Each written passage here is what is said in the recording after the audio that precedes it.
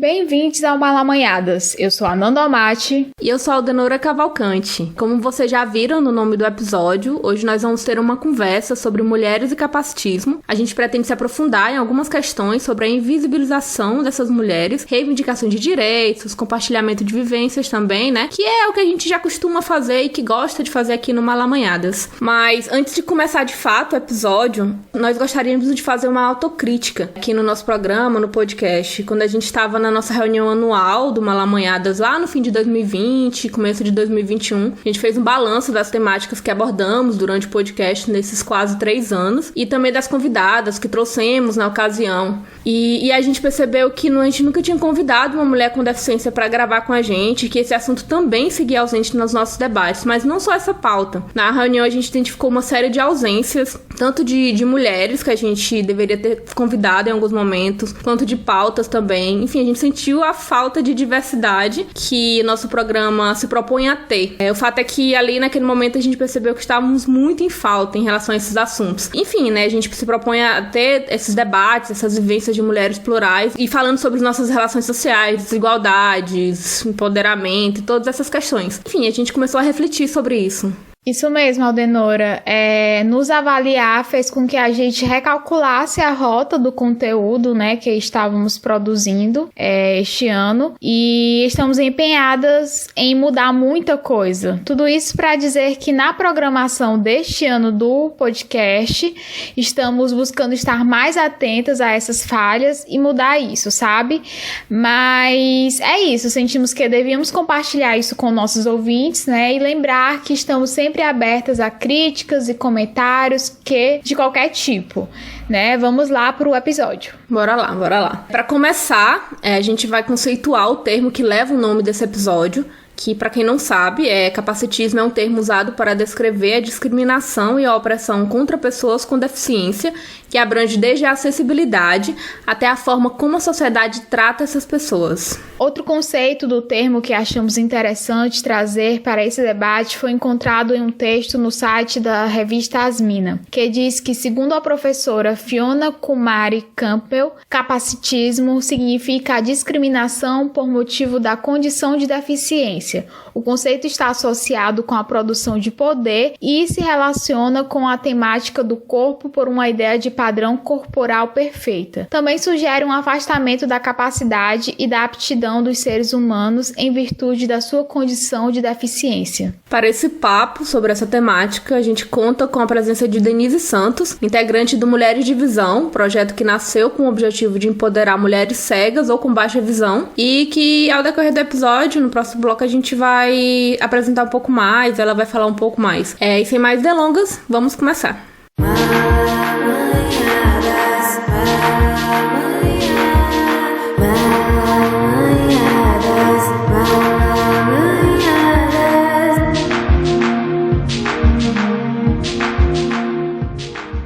Os dados da Organização Mundial de Saúde revelam que há no mundo mais de 1 bilhão de pessoas com deficiência. Destas, cerca de 45 milhões e 600 mil vivem no Brasil, de acordo com o IBGE. O mesmo censo mostra que o percentual da população feminina com pelo menos uma das deficiências investigadas é superior ao da população masculina, 26,5% contra 21,2%. Quando analisamos o percentual de raça, etnia em termos de gênero, constamos um percentual superior da população feminina em relação à população masculina em todas as raças, seja na população branca, negra, asiática ou indígena. A prevalência feminina pode ser explicada pelo fato das mulheres apresentarem maior expectativa de vida, tendo maior propensão a adquirir deficiências e doenças características do envelhecimento. Essas informações constam no Guia para Mulheres com Deficiência, criado pelo coletivo feminista Ellen Keller de Mulheres com Deficiência.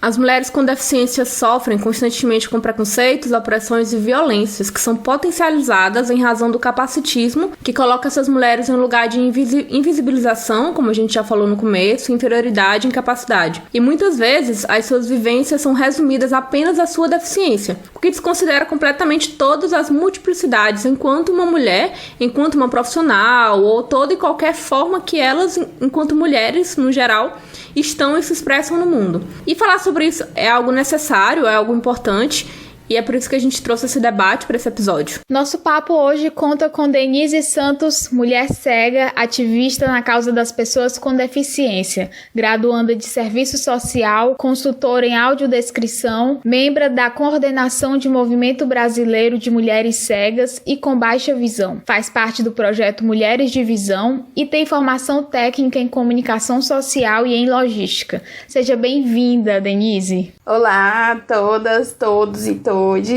Como mencionado, né? Eu sou Denise Santos, sou mulher negra de pele clara, tenho cabelos cacheados na altura dos ombros. Sou mulher cega, tenho uma estatura mediana, né? Baixa, vamos falar a realidade.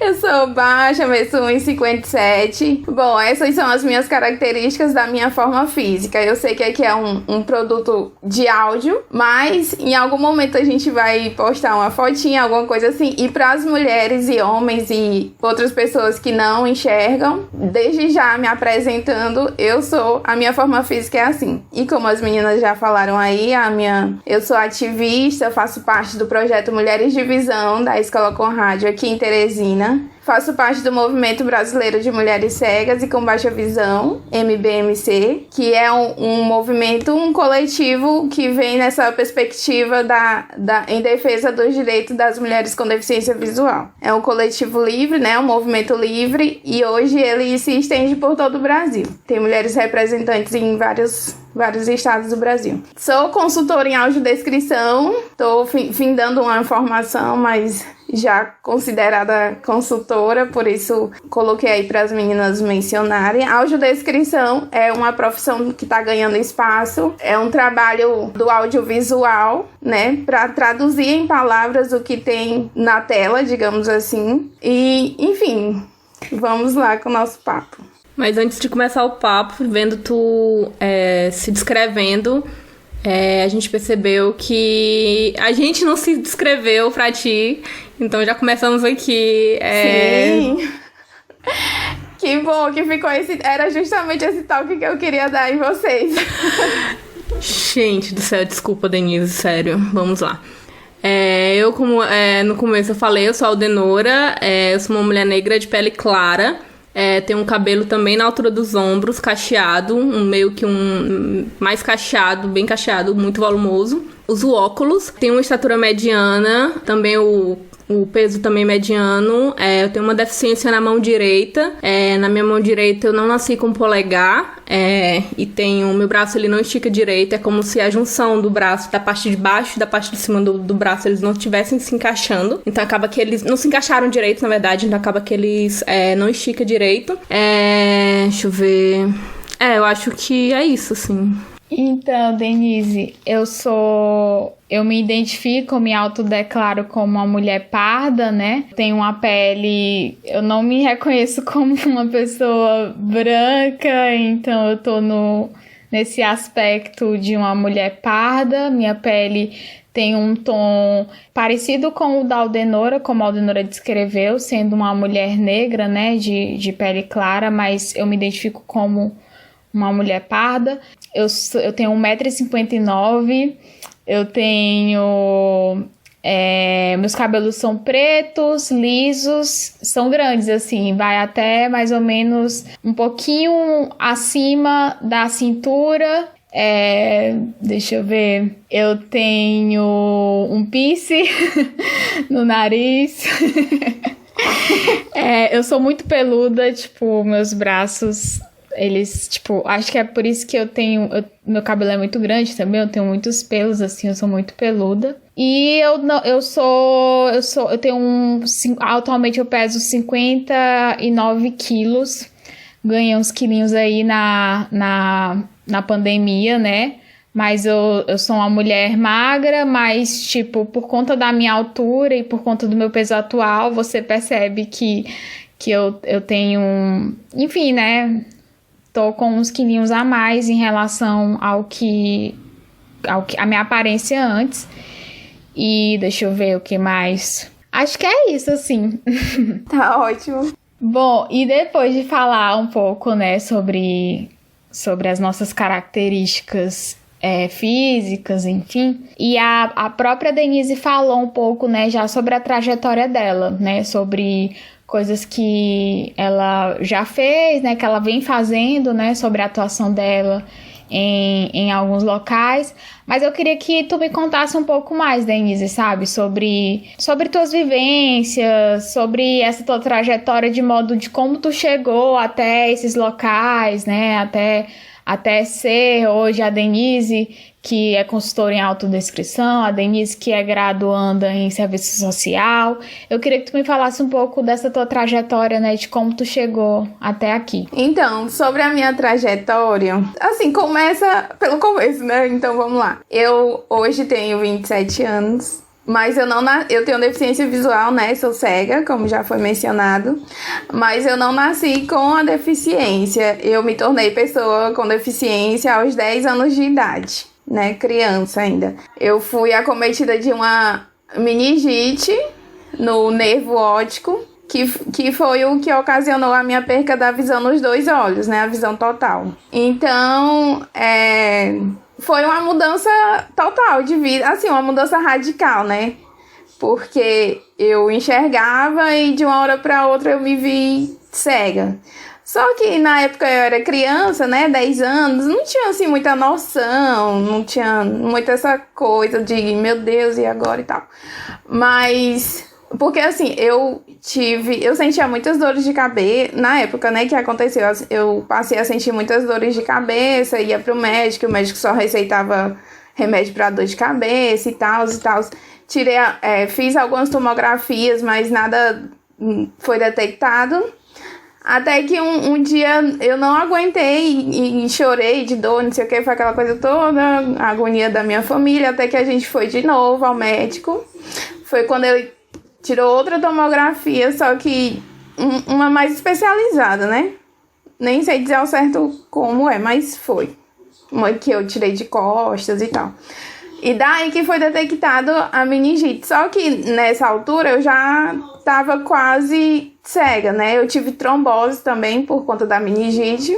E aí foi basicamente isso. Um dia eu enxergava, no outro dia eu não enxergava mais. E foi aquele processo de hospital, passei 1 mês internada e tal, para me recuperar da doença, né? Enfim, quando eu voltei para casa, já como mulher cega, né? Criança cega, foi mudança, assim, de vida para todo mundo dentro de casa, né? Eu tenho 2 irmãs, uma das minhas irmãs é gêmea comigo, então foi um dos baques maiores, assim, porque na época a gente sempre se deu muito bem, mas, tipo, a gente estudava juntas, a gente brincava juntas, então a gente fazia muita coisa juntas e acabou que quando eu ceguei, né, perdi a visão, eu tive que mudar muita coisa na minha rotina.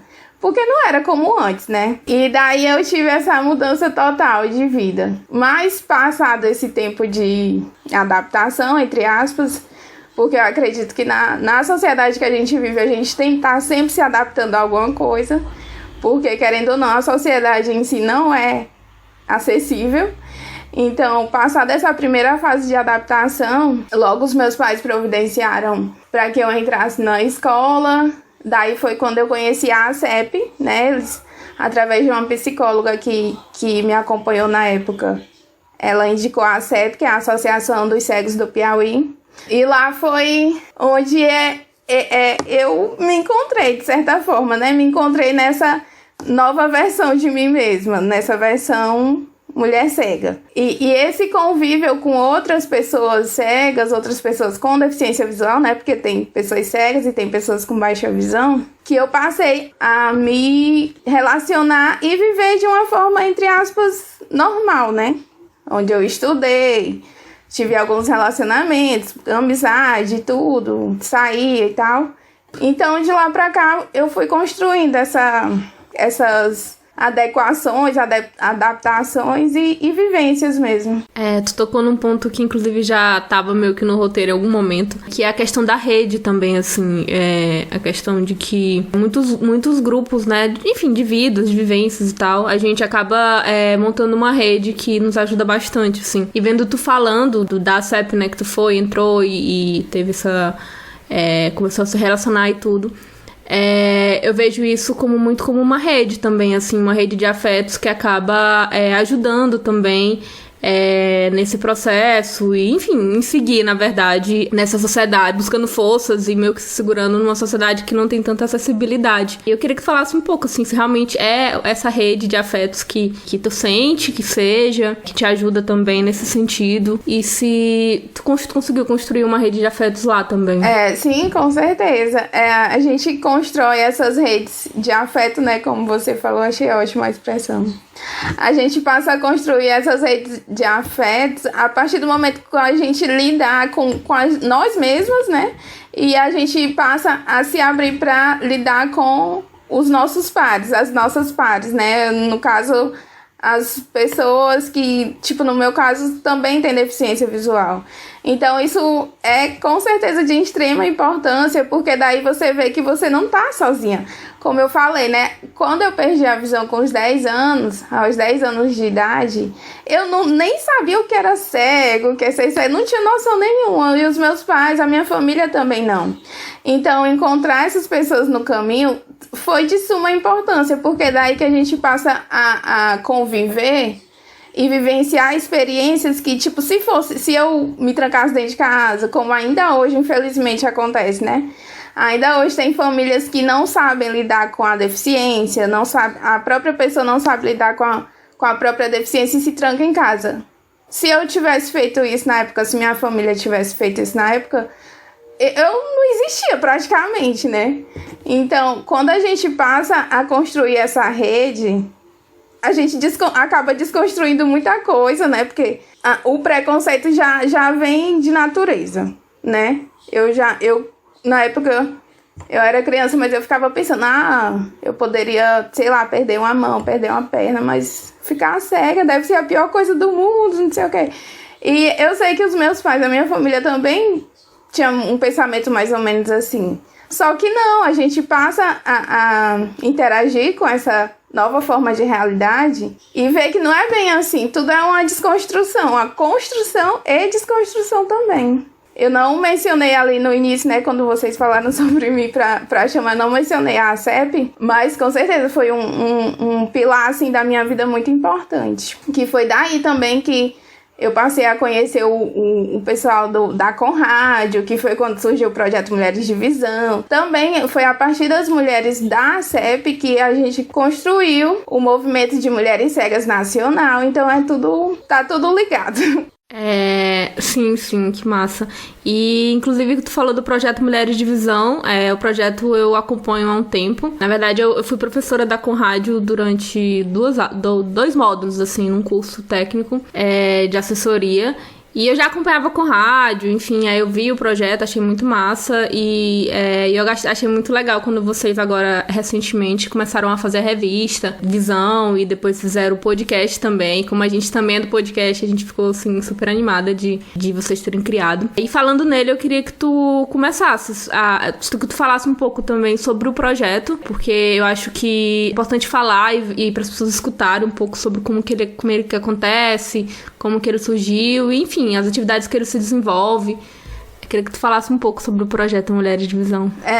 O projeto Mulheres de Visão é como se fosse, não é tipo um presente, assim, na minha vida, e acredito que de todas as mulheres que participam dele. Porque a partir do projeto a gente vem construindo muita coisa que até então a gente não via perspectiva, não via, tipo, por onde começar, né? Porque, assim, o projeto Mulheres de Visão tem esse foco no empreendedorismo e na qualificação de mulheres com deficiência visual, né?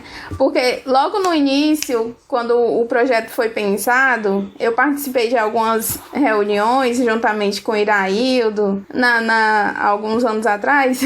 Iraildo, para quem não conhece, é o presidente da Escola Conrádio e o idealizador do projeto Mulheres de Visão. quando foi pensado esse projeto, foi mais nessa pegada do o que tá faltando, né? Por que ainda existe essa coisa da invisibilidade das mulheres, em especial das mulheres com deficiência visual, né? Que é o nosso caso aqui. E aí, como a gente via, e aí, infelizmente ainda hoje acontece, é essa inacessibilidade entre mulheres com deficiência visual e o mercado de trabalho. Então, o projeto Mulheres de Visão vem nessa perspectiva de estar empoderando, estar qualificando mulheres para que elas possam empreender e possam se desabrochar, digamos assim, né? Possam evoluir nessa perspectiva do empreendedorismo. Porque a gente sabe que hoje em dia, mais do que nunca, o mercado de trabalho está difícil para todo mundo, mas para nós, mulheres com deficiência visual, isso sempre foi uma realidade e ainda hoje essa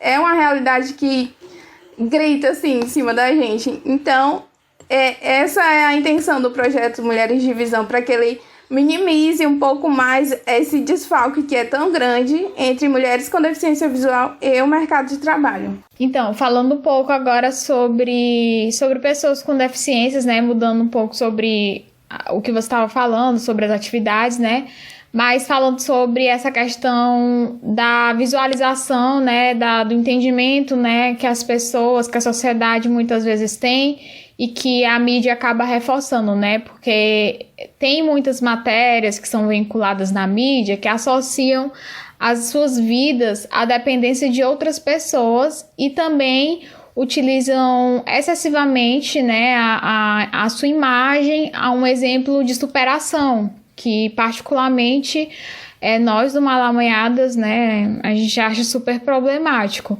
Então, como é que essas questões interferem no teu cotidiano e também no teu trabalho, né, com relação a essa associação, né, essa vinculação que existe na sociedade? Eu lembrei aqui de uma coisa com essa pergunta que eu fiz pra ti, porque eu sou jornalista e trabalho com esporte. E assim, eu cubro de tudo, né? E uma coisa que me incomoda muito, né, falando da mídia, é quando eu peço, porque assim, eu trabalho na produção, né? Então, quando eu faço uma pauta para um jornalista entrevistar tal atleta, né, ele começa a matéria com a palavra superação. É uma coisa assim que eu fico muito irritada, né? Porque não é só também, sei lá, falta de criatividade, mas, enfim, falta de noção também, né? Tipo, tá, ok, vamos passar para outra página. Ela é uma atleta, ela tem competições, ela tem isso, vamos falar sobre as competições.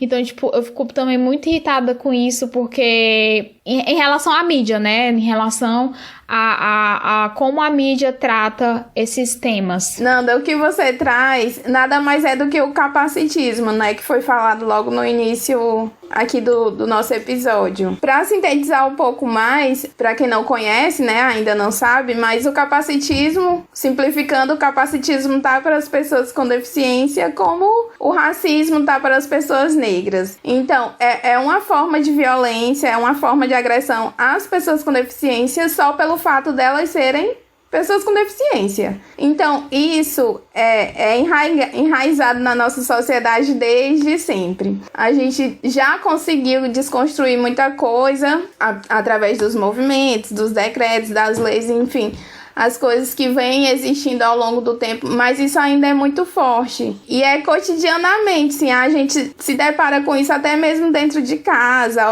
Ao minuto que você bota o pé fora, também você passa por isso. Daí são questões que a gente tem que lidar todos os dias, né? E nós, pessoas com deficiência, sobretudo mulheres com deficiência, acredito que isso é muito mais latente. E é aquela coisa, tipo, se você... Eu, no meu caso, mulher com deficiência visual, se eu faço um arroz, queima. Ai, porque ela é cega, não percebeu que tinha passado fome. Se eu faço um arroz e ficar bom, eita, você é uma superação, parabéns. Tipo, a pessoa nunca espera nada de você. Se você faz bem, você é heroína. Se você faz mal, que pena, é a coitadinha. Então, sempre tem esses dois extremos. Só que a sociedade, as pessoas têm que ver, sobretudo a mídia, né? Porque a mídia traz muito forte isso e é por isso que isso ainda é tão constante na nossa vida. as pessoas que têm que perceber que ser mulher, ser pessoa com deficiência é uma das características do ser pessoa. Como eu falei no início, né? Eu sou pessoa negra, de pele clara, tenho cabelo cacheado, não sei o que, e sou cega. Isso não me faz menos ou mais do que você, que não tem deficiência. Pode ser que você não tenha um braço perfeito, né? Como foi falado aqui. Pode ser que você tenha um cabelo curto, pode ser que você tenha um cabelo longo.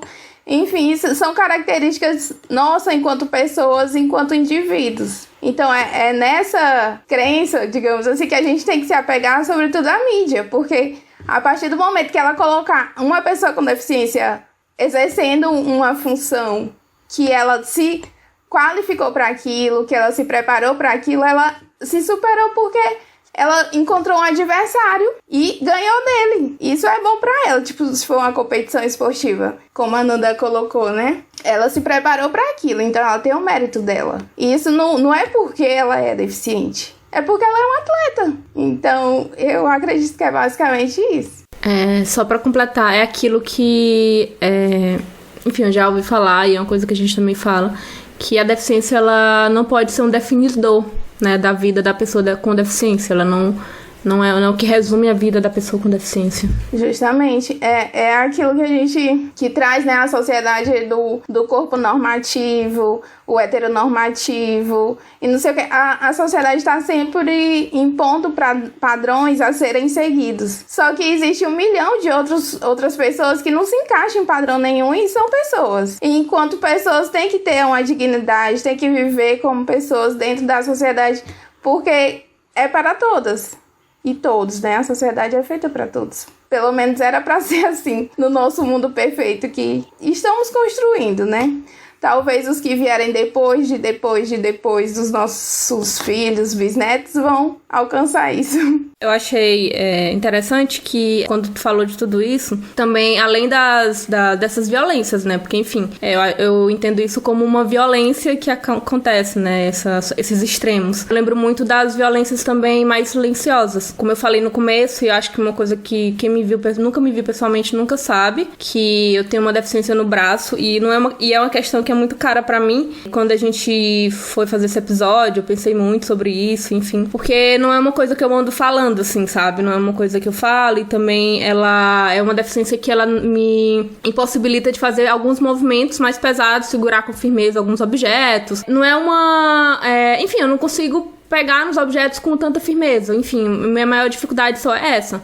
Só que é muito doloroso, no sentido de que eu cresci a vida inteira com violências muito silenciosas, no sentido de que eu consigo perceber o preconceito da pessoa quando ela fala comigo, quando ela me aperta a minha mão. Como minha mão é a minha mão direita, desde quando eu era pequena, minha família, minha mãe, sempre disse assim, olha, se tua mão é assim, mesmo tua mão sendo assim, não tem sentido tu não apertar a mão das outras pessoas com a tua mão direita, né? Porque o cumprimento se faz com a mão direita. Ela falava isso porque quando eu era criança, eu escondia a mão, né? Tipo, eu escondia a mão atrás e tal. Enfim, e isso dela me falar isso, e meio que quando eu era pequena, no sentido dela de me obrigar a dar a mão e tal e tudo, me ensinou de alguma forma. E por que eu tô falando isso? Porque eu lembrei muito das violências silenciosas, tipo, como eu sou jornalista. Então, quando você vai pra rua fazer pauta e você conversa com pessoas e tem um contato muito próximo com as pessoas quando você faz fonte, isso é só um dos casos, né? Não tô falando só um exemplo da minha profissão. A gente cumprimenta as pessoas, né? Então, tipo, dou a mão, falo com a pessoa e tal. É muito claro, assim, quando as pessoas... Você consegue perceber muito forte a diferença do tratamento de uma pessoa que tem um preconceito com você, quando sente a sua mão e vê que a sua mão ela é menor, e vê que não tem o dedo, vê que... Enfim, né? Essas coisas. Do que uma pessoa que não se importa muito com isso. Enfim, desde quando eu era mais nova, eu costumo brincar, e é uma coisa que eu falo muito hoje em dia, que eu consigo diferenciar uma pessoa que é uma pessoa... de bom caráter, que é uma pessoa boa, no sentido de... Enfim, ser uma pessoa boa de quando ela me cumprimenta. Porque eu vejo que quando ela me cumprimenta, eu vejo se ela realmente ela olha pra minha mão ou me cumprimenta de uma forma errada, no sentido do olhar, né, de julgamento e tal. Enfim, são várias coisas, várias questões. E eu falei isso também porque é isso, sabe? A deficiência, ela não é um definidor na nossa vida. E, enfim, é um tema muito caro pra mim e é isso. Tu trouxe questão da violência, eu até mencionei, mas não meio que misturei algumas coisas, né? Mas assim, né, como eu falei, o capacitismo é a maior expressão de violência para as pessoas com deficiência. No caso aí que você colocou, é uma expressão de capacitismo pura e clara. Eu já passei por muitas e inúmeras coisas assim na minha vida com essas expressões de violência. Por exemplo, antes da pandemia, eu tava estagiando em uma UBS, né? E, nossa, gente, tinha dia que eu ia, meu Deus do céu, eu não quero ir, mas era uma coisa que ia acrescentar muito na minha vida acadêmica e foi uma coisa que eu lutei pra conseguir. Quando eu consegui, é aquela, tipo, não é uma decepção total porque eu tava lá todos os dias e tal, mas era cansativo, chega a ser cansativo ao extremo, porque todo dia, toda hora você ouve algum comentário. Ai, por que tá estudando? Ai, não sei o que, cadê tua mãe? Cadê tua irmã? Tipo, parece que sempre tinha que ter alguém do meu lado pra eu estar fazendo alguma coisa. Eu saía muito pra pegar ônibus, né? Quando eu ia pra faculdade. Quando eu ia resolver alguma coisa, eu ia só. Algumas vezes. Não sempre.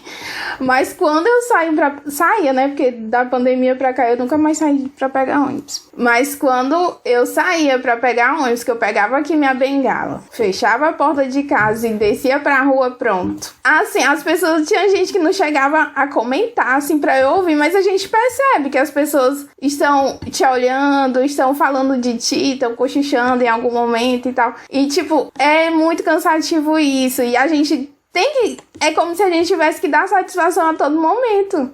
São perguntas como essa. O que tu tá fazendo aqui sozinha? Cadê tua mãe? E aí a gente tem que levar na esportiva muitas vezes, né? Mas muitas vezes também... Eu até que dava umas respostas bem dadas, porque se não for assim, parece que não muda. Infelizmente, mesmo fazendo assim, não muda. E é constante, né? É constante. É uma desconstrução constante que a gente tem que fazer a todo momento.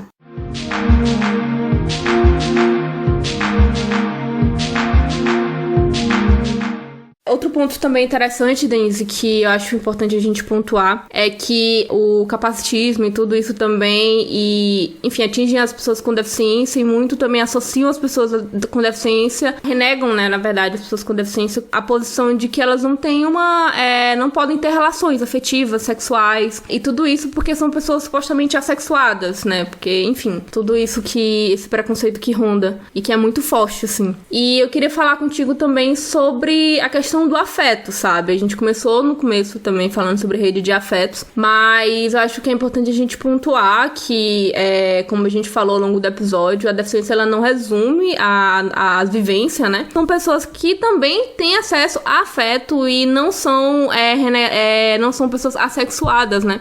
Que é algo que eu acho que é muito problemático também de se falar. E isso também acaba afetando a autoestima também. Queria que tu falasse um pouco sobre isso.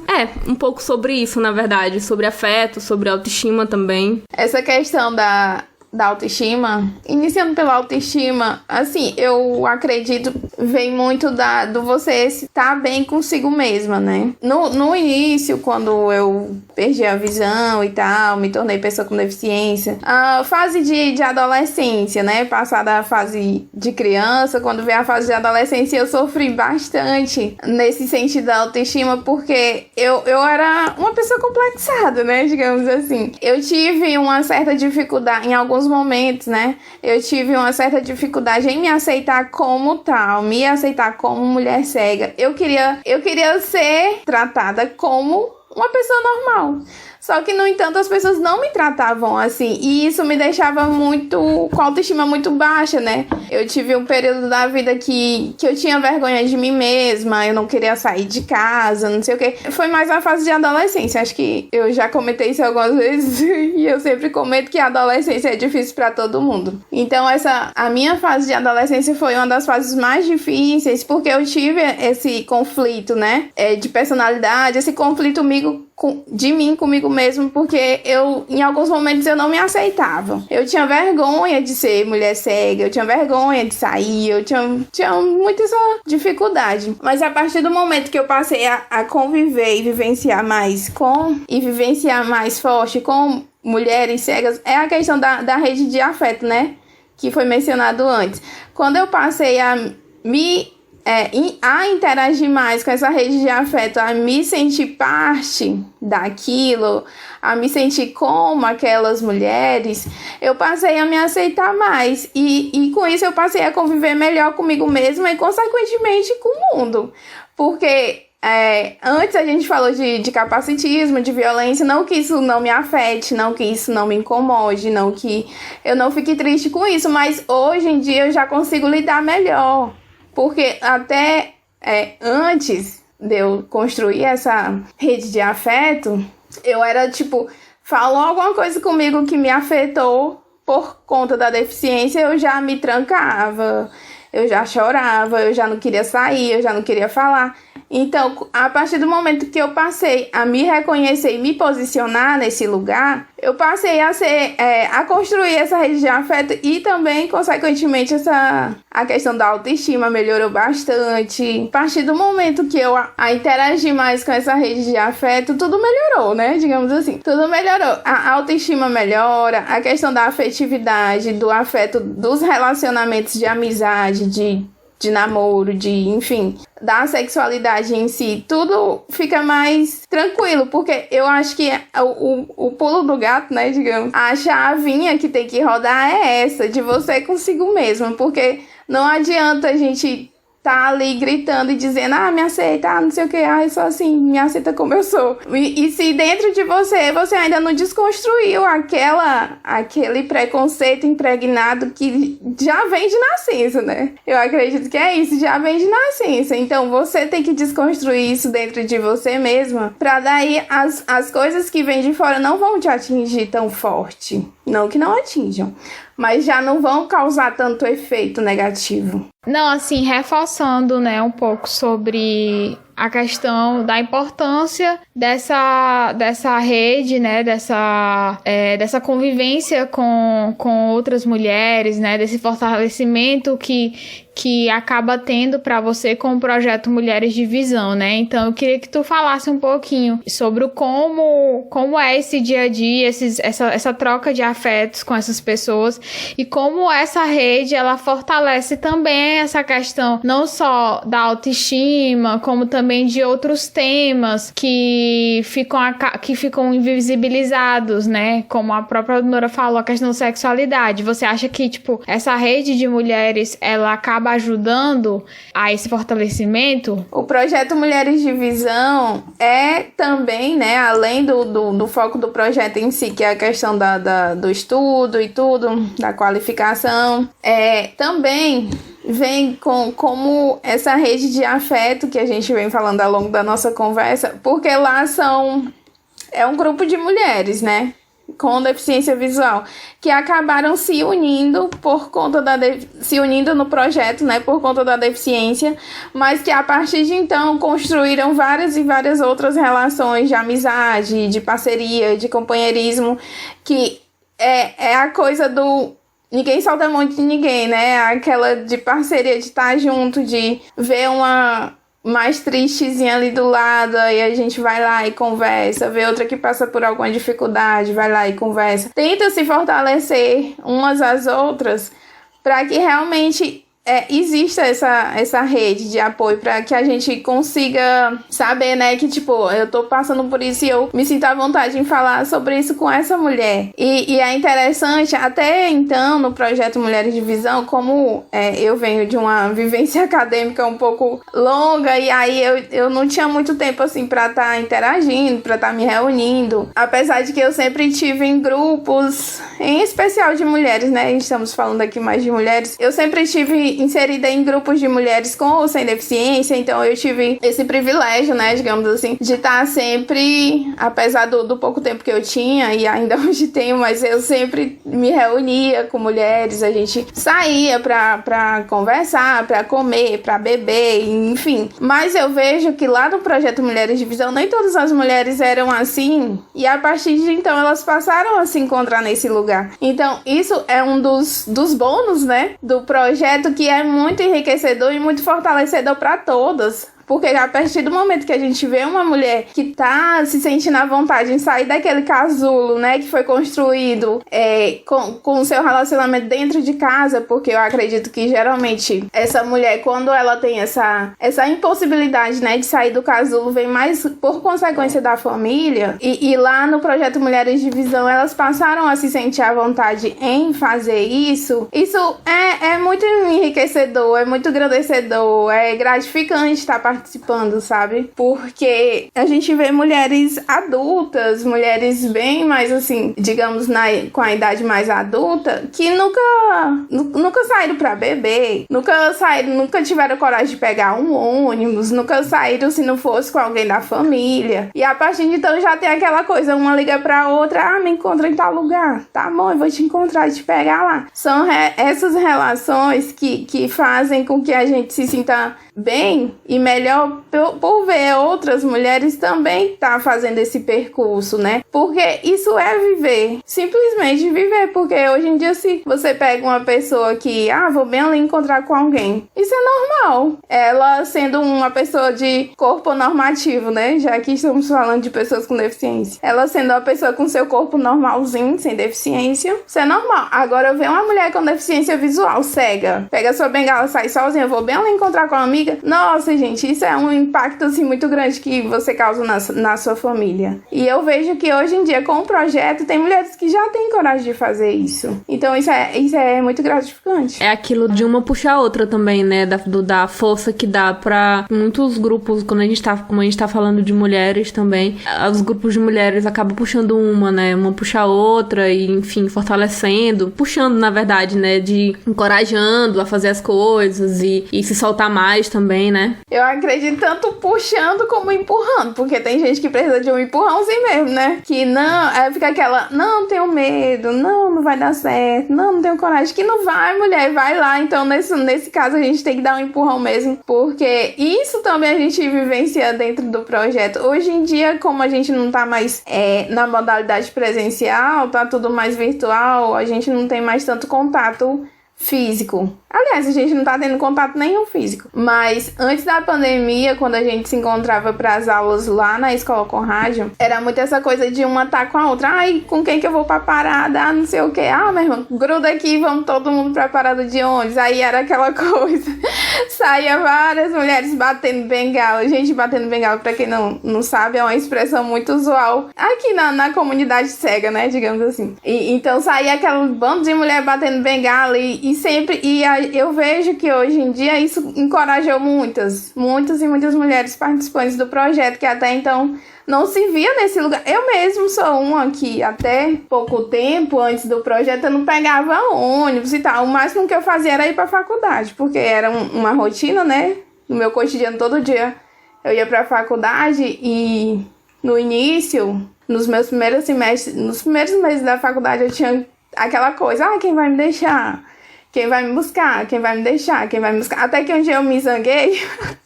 E literalmente, gente, foi uma zanga, porque tinha combinado com uma pessoa pra me deixar e a pessoa não apareceu no horário. E eu, quer saber? Vou sozinha. Tava em casa só, tranquei a casa, peguei minha bengala e saí pra parada de ônibus. Quando eu cheguei lá na parada de ônibus, a pessoa que tinha combinado comigo chegou depois. E tu veio sozinha? Aí eu digo, não.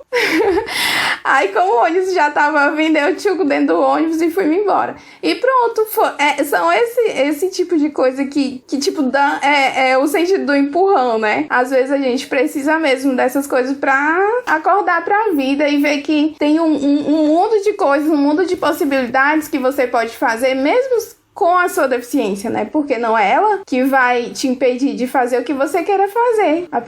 Basta você querer, né? E essa experiência que a gente acaba tendo, vendo outras mulheres fazendo coisas que até então a gente pensava que não teria coragem, é o que mais puxa, né? De novo a história do puxar e empurrar, puxar e empurrar. À medida que a gente se espelha no exemplo de outras que conseguem, a gente tá sendo puxada.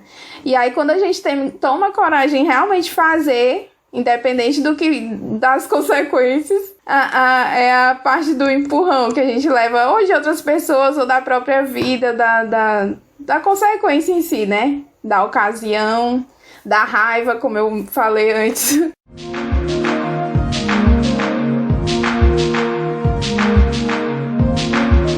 Para encerrar esse episódio, a gente conversou com a Fatine Oliveira. Ela é mestranda em comunicação no programa de pós-graduação da Universidade Federal de Minas Gerais, faz parte do grupo de pesquisa Afetos, grupo de pesquisa em comunicação, acessibilidade e vulnerabilidades. Ela é uma mulher com deficiência, feminista, ativista e autora do blog Desbuga, sobre pessoas com deficiência, que eu super recomendo que vocês que estejam nos ouvindo acessem o blog dela. Ela também está nas redes sociais, é só fazer uma busca, Fatine Oliveira. Vamos ouvir o papo? Fatine, ao se trazer a temática das pessoas com deficiência, a mídia, na maioria das vezes, associa a imagem dessas pessoas a um exemplo de superação. Como você vê o papel da mídia em contribuir para a desconstrução dessa imagem capacitista que segue ainda sendo, infelizmente, tão explorada? Eu acho que a mídia, ela tem um papel fundamental nesse processo, sim.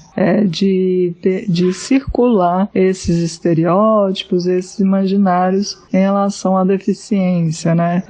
Volta e meia a gente encontra por aí filmes, seriados, né? Que mostram uma trajetória da pessoa com deficiência, ora como um exemplo de superação, ora como um sujeito que deve ser excluído, com os vilões, né? Toda narrativa de vilão, ele sempre termina com alguma deficiência no final, ou ele morre, ou então os personagens que são considerados ruins, né? Eles têm alguma característica física que remete à deficiência. Então tudo isso é construído sim pela mídia. Mas por outro lado, nós temos também um movimento, né, de pessoas com deficiência que estão sempre ali contrapondo a essas formas de representação. Então é muito importante a gente lembrar disso, que a mídia, ela pode ser, e ela é, considerada uma outra forma de poder, mas há as resistências, há os campos ali em que as pessoas têm condições de até mesmo produzir outros produtos midiáticos que contraponham a esses discursos, sabe? Então é possível você encontrar livros de pessoas com deficiência que retratem outras formas, né, que tragam outras histórias. É possível você encontrar na internet movimentos, né, campanhas de pessoas com deficiência contra determinados produtos, contra determinados filmes ou outros títulos. Então é interessante e é fundamental a gente pensar nisso. Há que se fazer, sim, todas as críticas necessárias a essas produções à mídia, mas sempre lembrar que sempre haverá um outro lado composto por pessoas que são contrárias a isso. As pessoas com deficiências são colocadas constantemente como alguém que não tem uma vida sexual afetiva ativa, sobretudo as mulheres, né? Como que você percebe essas questões? O corpo da mulher já é um corpo que constantemente está sendo um lugar de controle, né, social, político, cultural, enfim. E o corpo da mulher com deficiência, mais ainda. Quando eu digo mais ainda, eu não quero dizer que existe uma hierarquia, né, de opressões, mas sim que ele é um corpo que se encontra somado a uma experiência da deficiência que por si só já é subalterizada. Então, a mulher com deficiência é aquela mulher que, ao mesmo tempo que é mulher, não é. Né? Então, é uma mulher que é mulher porque não é homem, né? Fisicamente falando, se a gente pensar pela definição, né, de Simone de Beauvoir, né, que a mulher é o outro do homem. Então, a mulher com deficiência não é o homem, porque ela é o outro do homem. Mas, ao mesmo tempo, ela é a outra da mulher, né? A Djamila Ribeiro traz muito bem esse conceito, né, da outra, da mulher branca, né, no caso, da mulher negra, e a mulher com deficiência é essa outra, da mulher sem deficiência, né? Então, essa outra é aquela que se localiza fora do círculo ali em que a mulher é considerada alguém que deve ser amada, né? Uma mulher que tem condições de ter uma relação sexual, que tem condições de trabalho. Então, a mulher, dessa maneira, a mulher com deficiência, ela está sempre ali. É aquele corpo que não é visto como um corpo corpo desejável, né? É um corpo que quem vai querer, né? Quem vai ter algum tipo de afeto. E aí, por essa razão, as pessoas pressupõem que nós não temos sexualidade, quando na verdade é o contrário, né? Todo ser humano tem a sua sexualidade, tem o seu desejo, não seria diferente com a gente. Então, assim, uma coisa que a gente tenta muito, e eu tenho uma posição muito crítica a isso, em que nós devemos sempre trazer as experiências da deficiência para dentro das discussões do feminismo, porque a partir do momento em que a gente começar a problematizar toda essa exclusão, todas essas vulnerabilidades em que nós, mulheres com deficiência, nos encontramos, a gente vai ter condições de trazer para a sociedade, de um modo geral, uma outra forma de considerar esse corpo feminino, entende? Então, eu acho que é um movimento que deve ser realizado, né, para a gente conseguir cortar, desconstruir esse olhar de assexualidade. Apesar de você ter começado a responder na pergunta anterior com relação ao movimento feminista, e esse ser um tema que já está também na nossa lista, fazer um episódio sobre feminismo e mulheres com deficiência, a gente queria aprofundar, né, aproveitar essa tua deixa para aprofundar um pouquinho mais e trazer essa questão para cá também, apesar de que a gente quer discutir isso posteriormente. Sendo assim, eu queria saber, Fatine, como é que tu vê a inserção das mulheres com deficiência dentro do movimento feminista? Eu acabei respondendo, né? Respondi essa pergunta na resposta anterior. Eu vejo super necessário, né? Eu acho que uma das maiores contribuições para nós, mulheres com deficiência, veio do feminismo negro, né? Porque todas as ferramentas, toda a instrumentalização utilizadas por elas, através da interseccionalidade, contribuiu para que nós, mulheres com deficiência, pudéssemos, então, reivindicar o nosso lugar, né? Dentro desse feminismo que é tomado como universal. E é interessante e necessário falar aqui de como que o feminismo foi fundamental para a composição de uma noção sobre a deficiência que pudesse compreender melhor a dimensão do cuidado, né? Nós tivemos toda uma trajetória sobre os modos de se conceitualizar a deficiência. Então a gente passa de um modelo que é um modelo medicalizado para um modelo social em que se considera o corpo com deficiência como aquele impedido de participar socialmente em função das inúmeras barreiras que a gente encontra, né? Barreiras arquitetônicas, atitudinais, de comunicação e etc. As mulheres feministas vêm e trazem dentro desse modelo social a dimensão do cuidado. Ou seja, existem corpos com deficiência que vão necessitar de um cuidado ao longo da sua vida, porque esse cuidado é o que garante a sua sobrevivência. Então, elas conseguem ampliar essa discussão, né, do modelo social e trazem esse conceito de interdependência, né, que, a meu ver, somado com a interseccionalidade, apenas dimensiona e potencializa ainda mais a discussão feminista. Porque a partir do momento que a gente entende que todo ser humano precisa do outro, né, a gente passa a ter uma supressão até dessa ideia individualista, né, em que nós vivemos atualmente. A gente vê aí o quanto que esse individualismo prejudica, né, na garantia de direitos, o quanto que isso tem nos prejudicado até mesmo com a pandemia, né, as pessoas não entenderem a importância, né, de assumir determinados comportamentos para garantir o bem-estar do outro. Então, eu acho super necessário. Eu acho que, inclusive, se houver mulheres sem deficiência que estão nos ouvindo, eu faço um convite a todas para que conheçam um pouco mais algumas autoras com deficiência, feministas, que vocês verão que a deficiência traz uma contribuição muito boa para as perspectivas feministas.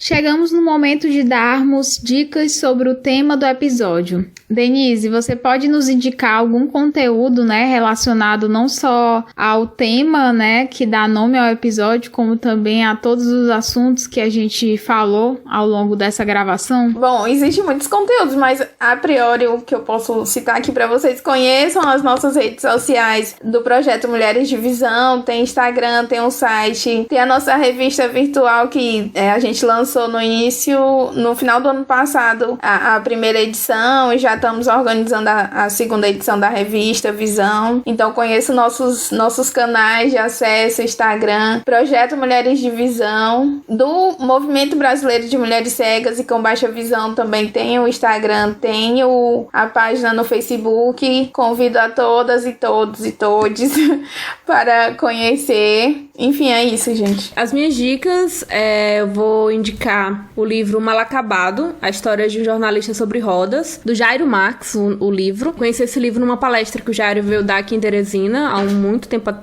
tempo atrás, e eu fiquei muito feliz de identificar ele, de assistir a palestra, de comprar o livro dele, porque até então eu nunca tinha ouvido uma palestra de uma pessoa com deficiência, e de um jornalista, na verdade, um jornalista que é renomado e ele escreveu pra Folha de São Paulo, essas textos que estão no livro dele da coluna que ele tinha na Folha de São Paulo, e aquilo me deixou muito feliz, assim. Eu acho que esse livro é muito bom. É um livro que ele parte de relatos da própria experiência dele, como o Jairo, né, parte da própria experiência dele. E, enfim, é muito bom. Também, minha segunda dica é o Guia das Mulheres com Deficiência, lançado pelo coletivo feminista Ellen Kelly, de Mulheres com Deficiência, que a gente citou aqui no episódio. E mais dois perfis nas redes sociais, da Pequena Lô, né, porque, enfim, a gente merece entretenimento, e a Pequena Lô tá aí arrasando nos entretenimentos, é muito bom os vídeos dela, fica a dica aí nas redes sociais. E da Luciana Vegas Caetano, ela é uma mulher negra com deficiência, e eu sigo ela no perfil nas redes sociais, principalmente no Twitter, e ela traz muito conteúdo interessante, enfim, e questionamentos, reflexões, é um bom perfil. E é isso, as minhas dicas. A minha primeira dica, na verdade, é um vídeo curtinho de 1 minuto do youtuber Eduardo Victor. Ele, na verdade, ele não tá mais no YouTube, mas eu conheci ele na época do YouTube. E ele fala sobre capacitismo, né? Mas atualmente ele tá mais no Instagram, criando conteúdo no Instagram, no Twitter também. O Instagram dele é @o Eduardo Victor, né?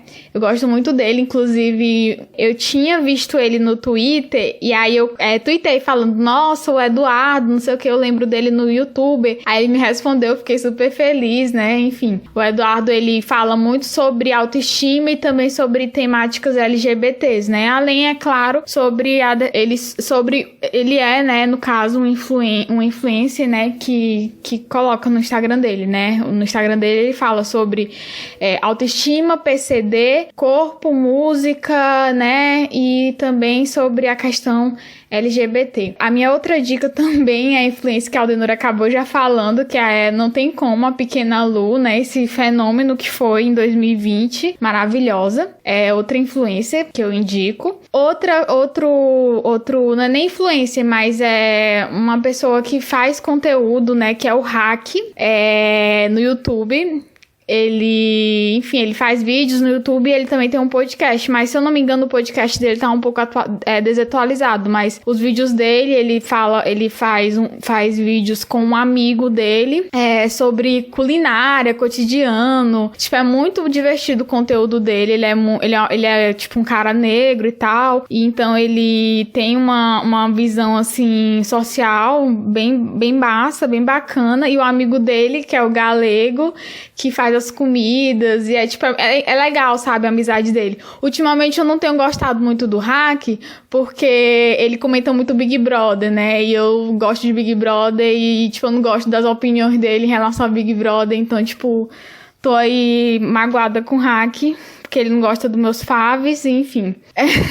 Mas eu indico o canal no YouTube dele, né, que é Hack, que é HAWK. Só te interrompendo, eu sigo ele no Instagram e o perfil dele é muito bom. Ah, tá. Sim, ele também tá no Instagram.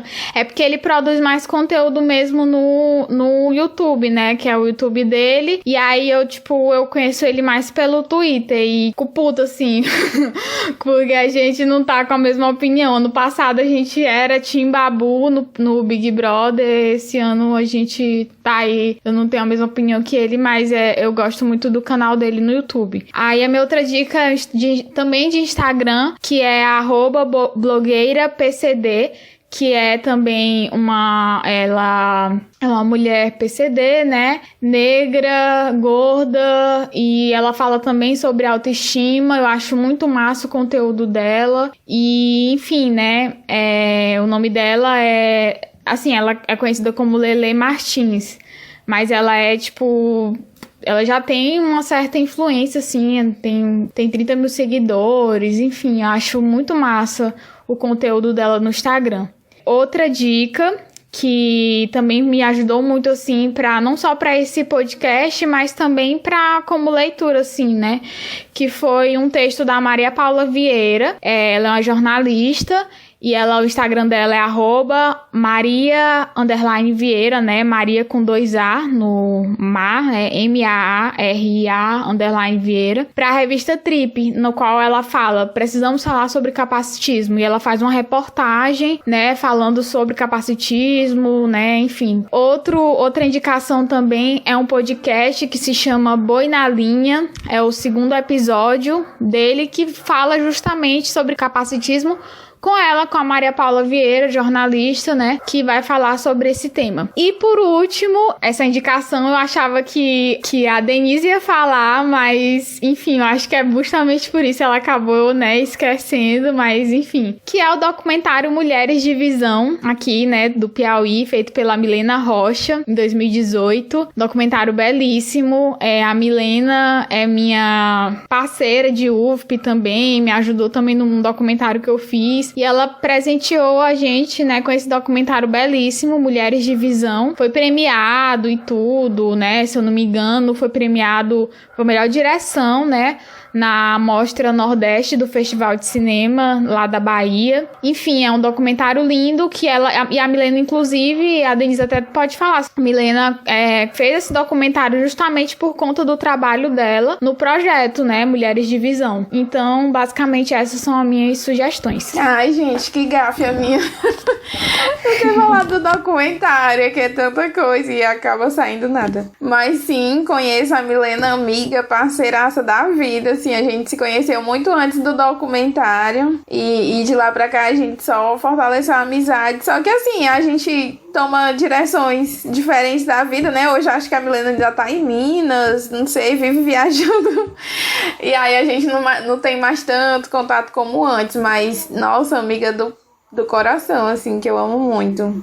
E o documentário Mulheres de Visão, a Milena iniciou com a gente, né, no projeto, como eu falei antes. O projeto vem sendo pensado bem...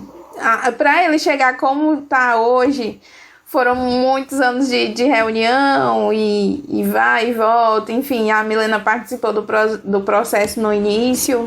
Hoje em dia ela não tá tão ativa dentro do projeto, mas...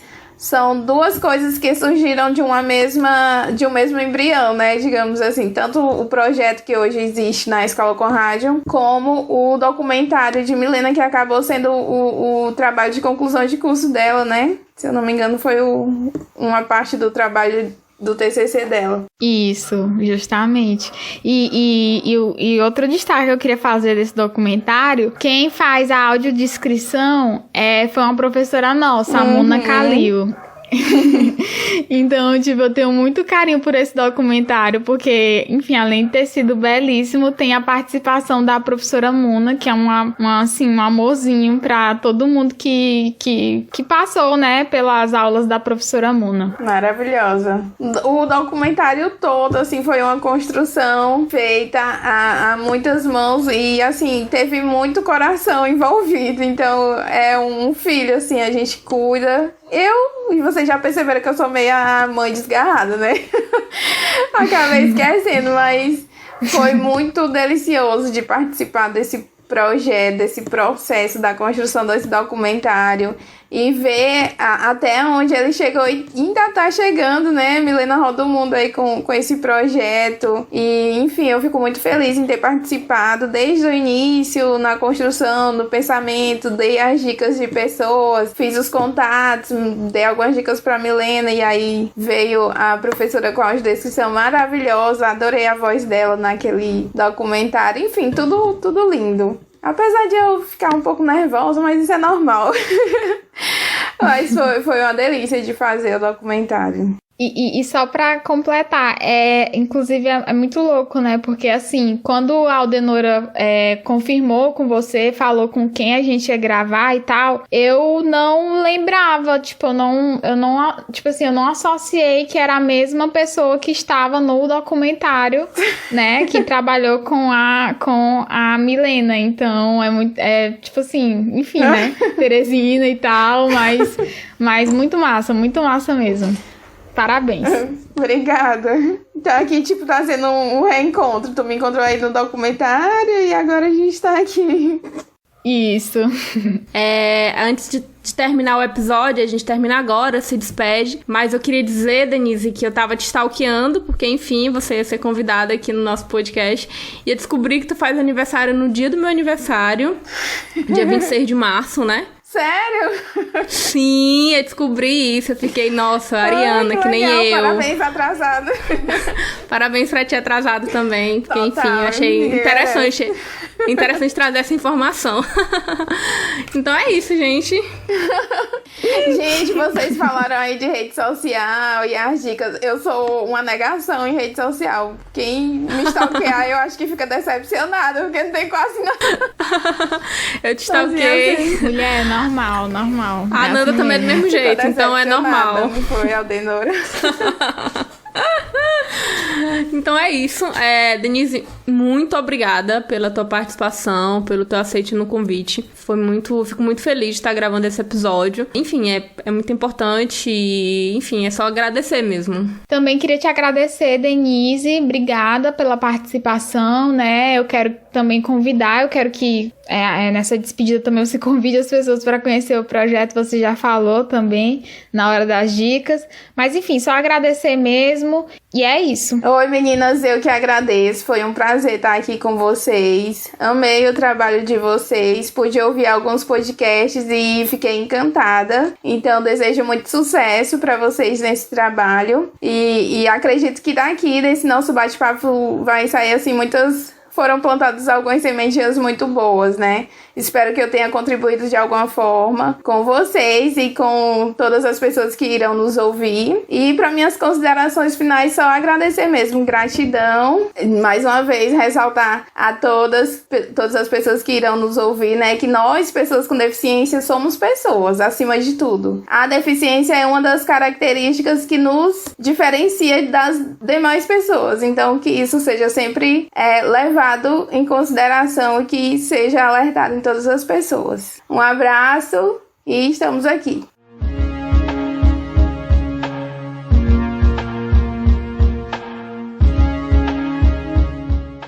Chegamos ao fim do Malamanhadas, agradecemos sua companhia até aqui. Conheçam o site malamanhadas.com, que inclusive está de cara nova. Para quem ainda não sabe, estamos ampliando nossas atividades e além do podcast, começamos a produzir outros programas.